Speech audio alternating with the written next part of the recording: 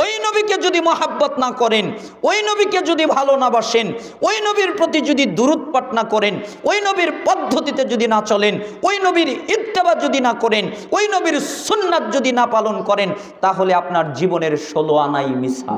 তার 5 জমিনে গেড়ে দিবেন, তার 2 হাত আসমানের দিকে উঠাবেন, কান্নার বর্ষণ ঝরে পড়তে থাকবে, কান্নার রোল পড়ে যাবে, এত কাঁদবেন আর আল্লাহকে বলবেন, হে আল্লাহ আপনি আমার উম্মতকে বাঁচান, আপনি আমার উম্মতকে বাঁচান। ওই নবীকে যদি মহাব্বত না করেন, ওই নবীকে যদি ভালো না বাসেন, ওই নবীর প্রতি যদি দুরূদ পাঠ না করেন, ওই নবীর পদ্ধতিতে যদি না চলেন, ওই নবীর ইত্তেবা যদি না করেন, ওই নবীর সুন্নাত যদি না পালন করেন, তাহলে আপনার জীবনের 16 আনাই মিছা। এই জন্য আপনার আমার সবচেয়ে আপন মুহাম্মদ সাল্লাল্লাহু আলাইহি সাল্লাম। এই জন্য আর কেউ আমাদের এত আপন নয়। জিবরাইল আমিন বলেন, ইয়া মুহাম্মদ, হে মুহাম্মদ, ওয়ামাল মা শিতা ফাইন্নাকা মাজজিউন বিহি। আপনি যে কোনো কাজ করেন, এতে কোনো অসুবিধা নেই।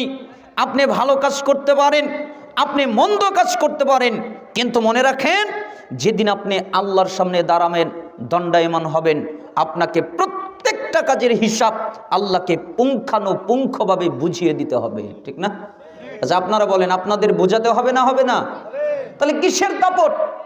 ইবনে মাসউদ মিশকাত 5197 নম্বর হাদিসের মধ্যে বলেন, রাসূল সাল্লাল্লাহু আলাইহি সাল্লাম বলেছেন, লা তাজলু কদম ইবনি আদম ইয়াউমাল কিয়ামা হাত্তা ইসআলানা 50 আন উমরিহি ফিমা আফনাহু ওয়া আন শাবাবিহি ফিমা আবলাহু ওয়া আন মালিহি মিন আইনা ইকতাসাবাহু ওয়া ফিমা আনফাকাহু ওয়া মাযা আমিলা ফিমা আলিমা।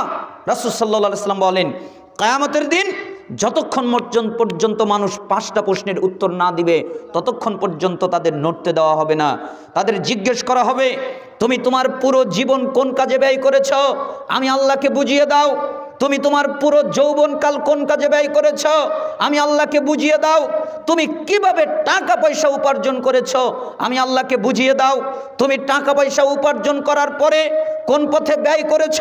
এটা আমাকে বুঝিয়ে দাও। তুমি তোমার ইলম অনুযায়ী, তুমি তোমার জ্ঞান অনুযায়ী কি আমল করেছ? এটা আমাকে বুঝিয়ে দাও। যতক্ষণ পর্যন্ত বুঝাতে না পারবে, ততক্ষণ পর্যন্ত আমি আল্লাহ নড়তে দিব না। আরে মানুষের দাপটা সে কি করে, যাদের নড়ার অনুমতি নেই।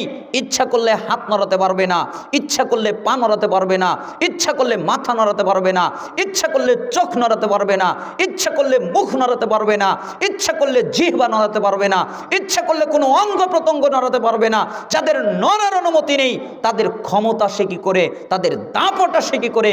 অতএব আল্লাহকে ভয় করেন, আপনাকে আল্লাহর সামনে দাঁড়াতে হবে এবং প্রত্যেক কাজের হিসাব দিতে হবে, ঠিক না? অতএব সাবধান।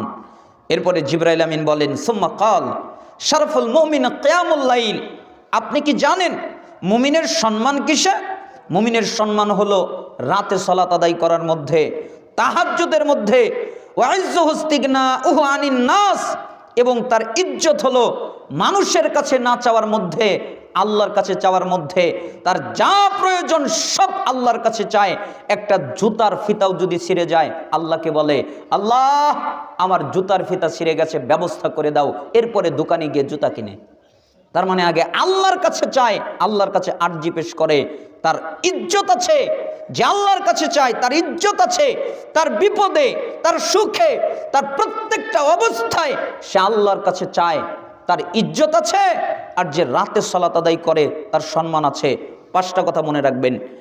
1, যতদিন খুশি আপনি জীবন যাপন করেন, কিন্তু মনে রাখবেন আপনি মারা যাবেন। 2, যার সাথে খুশি বন্ধুত্ব করেন, কিন্তু মনে রাখবেন আপনি তাকে রেখে চলে যাবেন। তাই একটা জিনিসের সাথে বন্ধুত্ব করবেন, ওটা হলো নেক আমল। কেন? নেক আমলের সাথে বন্ধুত্ব করলে নেক আমল আপনার সাথে কবরে যাবে।